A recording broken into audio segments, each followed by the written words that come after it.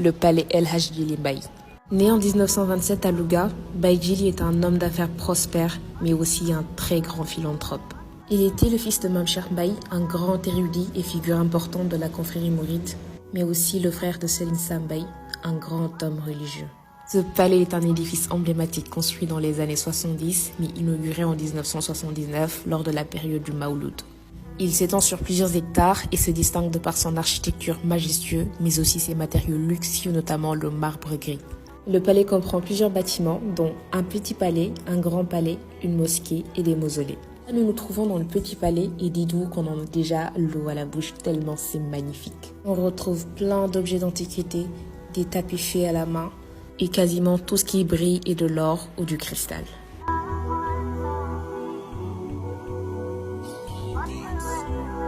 Et bienvenue dans le Grand Palais.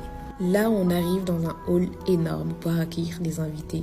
Là où toutes les vitres sont blindées et anecdote, Baye Djily avait tiré une balle juste pour vérifier si c'était bien blindé. Mashallah. Nous sommes toujours au rez-de-chaussée et là, je vous présente le plus grand lustre du Sénégal. Il pèse 600 kg, contient 109 ampoules et tout ce qui brille sur ce lustre est de l'or 24 carats. Je vous présente le salon d'honneur. Dites-vous que tout le sol de ce salon est couvert par un seul tapis d'une valeur de plus de 200 millions. Ce palais est un pur chef-d'œuvre qui témoigne du raffinement et du goût de Baye Djily Mbaye. Avez-vous déjà vu un mini-club, mais mini-bar? Incroyable.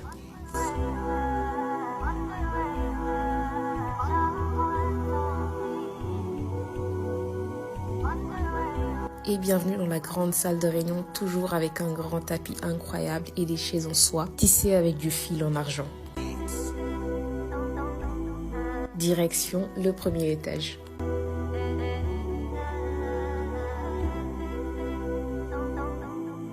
Ce magnifique tapis a été cousu entièrement à la main, c'est une incroyable œuvre d'art. Et là, dites-vous que les portes d'ascenseur sont en or, j'étais émerveillée. Direction le bureau de El Hadj Djily. Décoré par un magnifique tapis en persan d'une valeur de 20 millions, ainsi qu'un magnifique cendrier en cristal et des livres coraniques. Bienvenue dans le grand salon fait avec un style italien et dites-vous qu'il y a même une fontaine au milieu. Pendant ce temps, il y avait un petit oiseau qui faisait sa vie. Place au deuxième étage maintenant. Là, on est accueilli par une pierre de malachite, connue pour sa particularité spirituelle, son énergie apaisante et réconfortante. Au deuxième étage se trouve le salon marocain, avec des marbres pleins de 60 kg chacun. Plus j'entends notre guide parler et plus je me rendais compte de l'homme élégant qui était El Hadj Djily. Enfin, on arrive au troisième étage, je ne pouvais pas m'empêcher de sourire tellement j'étais émerveillée. On est accueilli par la sourate al-Fath, mashallah. Inna fatahna laka fathan mubina. Je vous présente Adja Ndeye Sokhna Camara, la dernière épouse de El Hadj Djily qui nous a quittés il y a 3 mois.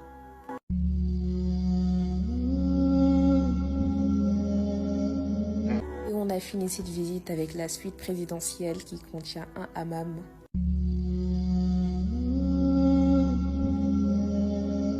Une salle de bain incroyable dans laquelle chaque détail compte.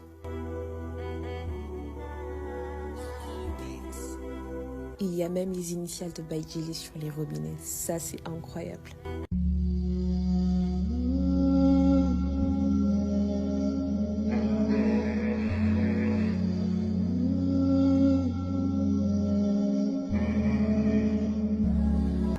Dites-vous qu'il y a même des fils d'or et d'argent sur le tapis.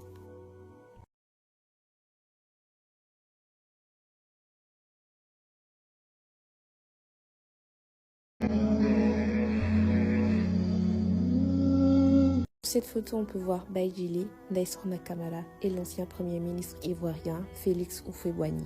Là, on est également tombé sur un tableau qui date de l'année de naissance du président Senghor. On